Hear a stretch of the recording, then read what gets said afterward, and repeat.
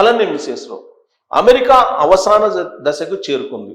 ఈ విషయం నేను చెప్పడం కాదు, ఎలన్ మస్క్ చెప్తూ ఉన్నారు.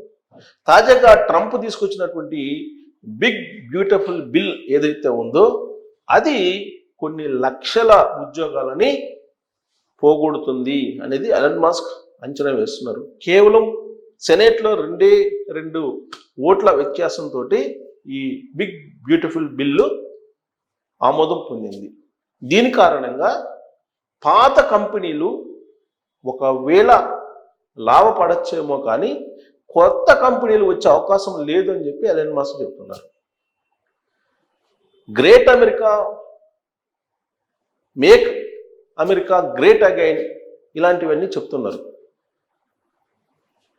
మేక్ అమెరికా గ్రేట్ అగైన్ అనేటువంటి నినాదంతో ఎన్నికల్లో గెలిచినటువంటి అమెరికా అధ్యక్షుడు ట్రంప్ ఇప్పుడు అదే నినాదాన్ని అక్కడ ఇంప్లిమెంట్ చేయాలనుకుంటున్నారు. దానికి ఈ బిగ్ బ్యూటిఫుల్ బిల్ వర్కౌట్ కాదు అని ఎలన్ మస్క్ చెప్తున్నారు. ఎలన్ మస్క్ చెప్పినంత మాత్రాన మనం పరిగణలోకి తీసుకోవాలా అనుకోవచ్చు. ఎస్, ఎలన్ మస్క్ టెస్లా అధిపతి, స్పేస్ ఎక్స్కి డ్రాగన్ని పంపించినటువంటి అతను దార్శనికుడు, ఆర్థిక అంశాల్లో కానీ అడ్మినిస్ట్రేషన్కి సంబంధించిన అంశాల్లో కానీ నిష్ణాతుడు. ఇవన్నీ గమనించిన తర్వాతనే ట్రంప్ ఆయనకి సలహాదారుగా పెట్టుకున్నాడు. ఎన్నికలకు ముందు ఆయన్ని ట్రాజడీ వ్యూహాలు రచించేటువంటి వ్యక్తిగా పెట్టుకున్నాడు. సో ఎలన్ మస్కే అమెరికా అధ్యక్షుడు ట్రంప్ గెలిచిన తర్వాత నేనే గెలిపించాను అని చెప్పాడు. స్ట్రాటజిస్ట్గా ఉన్నాడు ఆయన. ఆ స్ట్రాటజీలే ట్రంప్ని గెలిపించాయని చెప్పి ఎలన్ మస్క్ అనేక సందర్భాల్లో చెప్పాడు. ఆ తర్వాత ట్రంప్కి ఎలన్ మస్క్కి కొంత గ్యాప్ వచ్చింది. కొన్ని వేదికల మీద తొలి రోజుల్లో అమెరికా అధ్యక్షుడిగా ప్రమాణ స్వీకారం చేసిన తర్వాత ట్రంప్ ఎలన్ మస్క్ని ఆకాశానికి ఎత్తిస్తాడు. ఎలన్ మస్క్ లాంటి అద్భుతమైనటువంటి వ్యక్తి మరొకరు ఉండరు అని చెప్పి ఆయన కొనియాడారు. ఆ తర్వాత ఈ బిగ్ బ్యూటిఫుల్ బిల్లే వాళ్ళిద్దరి మధ్య గ్యాప్ని పెంచాయి అని చెప్పి తెలుస్తుంది. ఈ బిల్లు కారణంగా టెస్లా భారీ ఎత్తున నష్టపోయే అవకాశం ఉందని చెప్పి అంచనా వేస్తున్నారు. అందుకే ట్రంప్ ప్రభుత్వం నుంచి బయటకు వచ్చేసారు ఎలన్ మస్క్ అంటున్నారు. ఆయన డోజ్ ఇన్ఛార్జ్గా పనిచేశారు. డిపార్ట్మెంట్ ఆఫ్ ఎఫిషియన్సీ అనేదానికి ఇన్ఛార్జ్గా పనిచేసి అమెరికా ఫెడరల్ ప్రభుత్వంలో ఉండేటువంటి దాదాపు 2 లక్షల మంది ఉద్యోగుల్ని ఆయన తొలగించారు. అమెరికా ప్రభుత్వం వైట్ ఎలిఫెంట్ లాగా ఉన్నటువంటి ప్రభుత్వ ఉద్యోగులు అవసరం లేదు అనేటువంటి భావనకు వచ్చేసి వాళ్ళందరినీ తొలగించేశారు. సో ఇప్పటికే నిరుద్యోగం పెరిగింది అక్కడ అమెరికాలో. ఫెడరల్ ప్రభుత్వంలో ఉన్నటువంటి ఉద్యోగులను కూడా రోడ్డున పడేశాడు ఎలన్ మస్క్. ఒకవేళ వాళ్ళని కనుక కొనసాగిస్తే అమెరికా మరింత ఆర్థిక సంక్షోభంలోకి వెళ్ళిపోయే అవకాశం ఉంది. అమెరికా పతనావస్థలో ఉంది అనేటువంటిది ఆయన అభిప్రాయం. ప్రభుత్వంలో కీలకంగా వ్యవహరించారు ఇటీవల వరకు కూడా ఎలన్ మస్క్. అందుకే ఆయనకు అన్ని విషయాలు తెలుసు. వాటన్నింటినీ క్రోడీకరించిన తర్వాతనే అమెరికా దివాళా దిగిపోతుంది త్వరలోనే అని చెప్పి ఆయన పెద్ద స్టేట్మెంట్ ఇచ్చారు. ఆయన ట్వీట్ కూడా చేయడం జరిగింది. ఇప్పుడు తాజాగా బిగ్ బ్యూటిఫుల్ బిల్ ఆమోదం పొందింది కాబట్టి ఖచ్చితంగా అమెరికాలో లక్షలాది ఉద్యోగాలు పోబోతున్నాయి అనేది ఆయన అంచనా వేస్తూ ఉన్నారు. కొత్త కంపెనీలు వచ్చే అవకాశమే లేదు ఈ బిల్లు కారణంగా. పాత కంపెనీలు ఏదైనా సర్వైవ్ అయితే అవ్వడానికి ఈ బిల్లు ఉపయోగపడచ్చేమో కానీ కొత్త కంపెనీలు వచ్చే అవకాశం లేదు. కాబట్టి అమెరికాలో లక్షలాది ఉద్యోగాలు పోయేటువంటి ప్రమాదం ఉంది. అలాంటి డేంజర్ సిగ్నల్స్ త్వరలోనే తాకబోతున్నాయి ఉద్యోగులు అనేది ఆయన వేస్తున్నటువంటి అంచనా.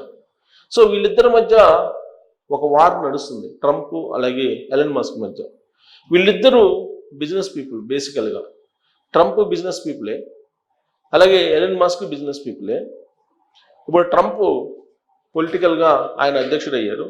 ఎలన్ మస్క్ రాబోయేటువంటి రోజుల్లో కొత్త పార్టీ పెట్టడానికి ప్రయత్నం చేస్తున్నాడు అనేది ఒక టాక్ వచ్చింది. కారణం ఏంటంటే ఈ మధ్యకాలంలో ఆయన సర్వే చేస్తే దాదాపు 80% పీపుల్ ఆయనకి మద్దతుగా నిలబడ్డారు. ఆయన పార్టీ పెట్టాలని కోరుకుంటున్నటువంటి వాళ్ళు 80% ఉన్నారని చెప్పి ఆయన నిర్వహించినటువంటి సర్వే చెప్తుందనేది ఒక న్యూస్.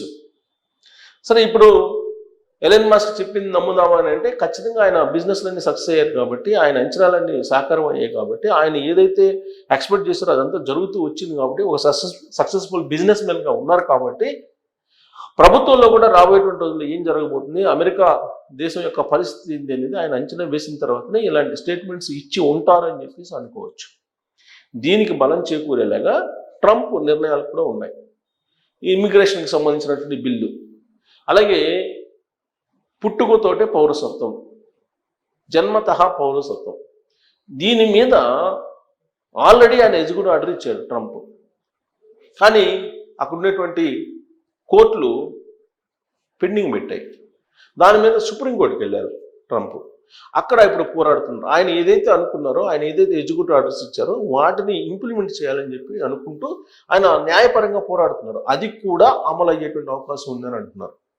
దీంతోపాటు గ్రీన్ కార్డు హోల్డర్స్ ఎవరైతే ఉన్నారో వాళ్ళు గ్రీన్ కార్డు ఉన్నంత మాత్రాన పౌరసత్వం ఉన్నట్టు కాదు అని చెప్పి ఆయన చెప్తున్నారు. కేవలం గౌరవ సూచకంగా కల్పించే వెసులుబాటు కింద మాత్రమే చూడాలి తప్పితే పర్మనెంట్ రెసిడెంట్ కింద ఆ గ్రీన్ కార్డ్ని బేస్ చేసుకుని భావించడానికి లేదని చెప్పి అక్కడ ఉన్నటువంటి విదేశస్తులకు చెప్పారు. ఇక స్టూడెంట్స్ని అక్కడ రాకుండా చేశారు. ఆల్మోస్ట్ విద్యని ప్రభుత్వం నుంచి డీలింగ్ చేసేసారు. యూనివర్సిటీలు అన్నీ ఖాళీగా ఉన్నాయి. వాటిని నిర్వహించలేని పరిస్థితుల్లో యూనివర్సిటీలు ఉన్నాయి.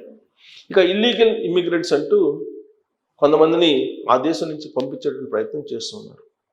సోషల్ ప్లాట్ఫామ్స్లో ఎవరైతే అమెరికాకి వ్యతిరేకంగా పోస్టులు పెడుతున్నారో వాళ్ళ వీసాలు రద్దు చేస్తామని చెప్పి చెప్తున్నారు. ఇన్ని ప్రతికూలమైనటువంటి అంశాల మధ్య అమెరికా మనుగడ సాగించగలదా అని అంటే ఎట్టి పరిస్థితుల్లో అమెరికా భవిష్యత్తు లేనటువంటి విధంగా ఉంది. కాబట్టి అమెరికాని ఇక రాబోయేటువంటి రోజుల్లో మనం రిచ్ కంట్రీగానో లేదంటే డాలర్ డ్రీమ్స్కి అనుగుణమైన ప్రాంతంగానో పరిగణించడానికి లేదు అనేది ఎలన్ మస్క్ చెప్తున్నారు. కుప్పగొలబోతుంది అమెరికా అనేది ఎలన్ మస్క్ చెప్తున్నారు. దానికి బిగ్ బ్యూటిఫుల్ బిల్లు బీజం వేసింది. సో ఇక అమెరికాని మర్చిపోండి అని చెప్పి ఆయన ఎలన్ మస్క్ చెప్తున్నారు. మరి ఎలన్ మస్క్ అంచనాలు, ఎలన్ మస్క్ చేస్తున్నటువంటి కామెంట్స్ ఇవన్నీ అమెరికా దేశానికి ప్రతికూలంగానే ఉన్నాయి. మరి ఆయన గ్రీన్ కార్డు రద్దు చేయరా? డైరెక్ట్గా ట్రంప్ మీదనే ఆయన తిరగబడుతూ ఉన్నారు. ఇలాంటి పరిస్థితుల్లో మరి ఎలన్ మస్క్ ట్రంప్ మధ్య జరుగుతున్నటువంటి ఈ సంఘర్షణ అమెరికా ప్రభుత్వాన్ని, అమెరికా ఆర్థిక వ్యవస్థని కుప్పకూర్చబోతుందా అనే దాని మీద మీరు కామెంట్ చేయొచ్చు. Thank you.